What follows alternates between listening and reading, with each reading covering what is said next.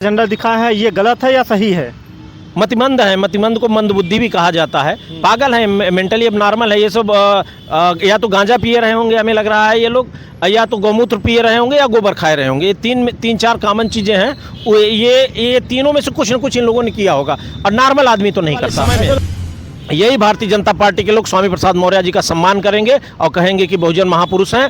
लेकिन आज चंद छोट भैया नेता वो लोग विरोध कर रहे हैं, इस पर क्या कहा जा सकता है? ये पागलपन का चरम है। अम्बेडकर को पानी तालाब से नहीं पीने दिया जा रहा था।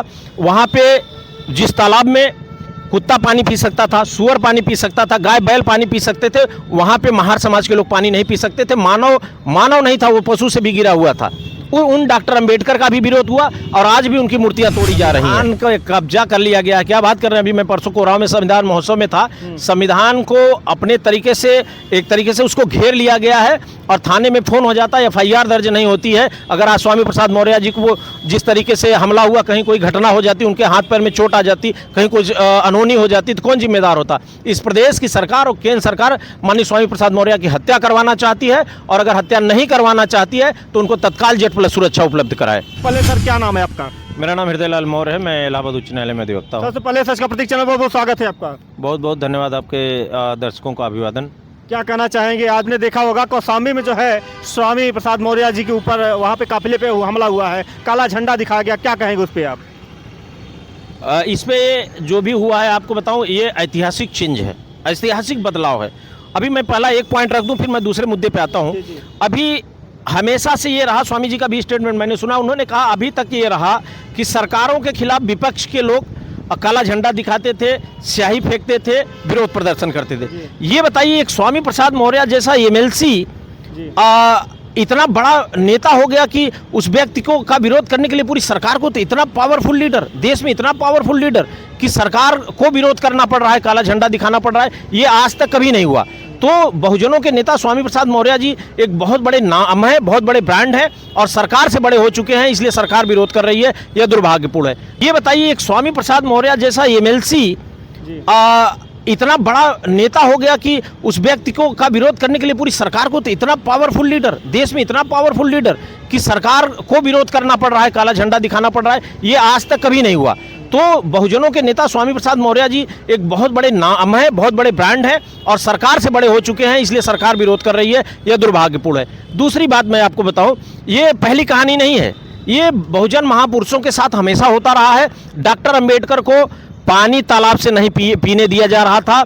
वहाँ पे जिस तालाब में कुत्ता पानी पी सकता था, सुअर पानी पी सकता था, गाय बैल पानी पी सकते थे, वहाँ पे महार समाज के लोग पानी नहीं पी सकते थे। मानव नहीं था, वो पशु से भी गिरा हुआ था। उन डॉक्टर अंबेडकर का भी विरोध हुआ और आज भी उनकी मूर्तियां तोड़ी जा रही हैं। ये मनुवादी विचारधारा के लोग हैं, और इनका ही विरोध नहीं। जब मानवर कांसीराम ने जन जागरण का कार्यक्रम शुरू कराया था, तो उनके उस कार्यक्रम में जाने वालों को पीटा जा रहा था। बलिया में 3 लोगों की हत्या हो गई। उस प्रकरण में उनके ऊपर भी हमले की कोशिश हुई, तमाम विरोध प्रदर्शन हुआ। तो जो भी बहुजन महापुरुष समाज में जागरूकता लाए हैं, उनके साथ ऐसा ही विरोध हुआ है। मनुवादी विचारधारा के लोग, विषमतावादी विचारधारा के लोग ये विरोध करते हैं। ये कोई नई घटना नहीं है, लेकिन न तो डॉक्टर अंबेडकर को कोई रोक पाया। ये नफरत करने वाले आज उनकी मूर्ति लगा करके उनका बड़ी बड़ी मूर्तियां बना रहे हैं। मानवर कांसीराम की भी बड़ी बड़ी मूर्तियां बना रहे हैं। आने वाले समय में यही भारतीय जनता पार्टी के लोग स्वामी प्रसाद मौर्य जी का सम्मान करेंगे और कहेंगे कि बहुजन महापुरुष हैं। लेकिन आज चंद छोट भैया नेता वो लोग विरोध कर रहे हैं, इस पर क्या कहा जा सकता है? ये पागलपन का चरम है।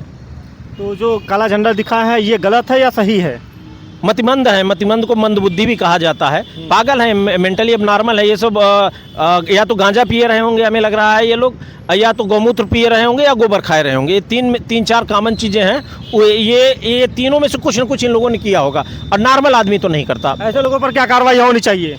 कार्रवाई तो होनी बहुत कुछ चाहिए, होगी कुछ नहीं।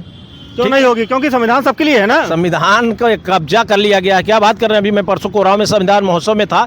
संविधान को अपने तरीके से एक तरीके से उसको घेर लिया गया है, और थाने में फोन हो जाता है, FIR दर्ज नहीं होती है। अगर आज स्वामी प्रसाद मौर्य जी को वो जिस तरीके से हमला हुआ, कहीं कोई घटना हो जाती, उनके हाथ पैर में चोट आ जाती, कहीं कोई अनहोनी हो जाती, तो कौन जिम्मेदार होता? इस प्रदेश की सरकार और केंद्र सरकार माननीय स्वामी प्रसाद मौर्य की हत्या करवाना चाहती है, और अगर हत्या नहीं करवाना चाहती है तो उनको तत्काल जेट प्लस सुरक्षा उपलब्ध कराए।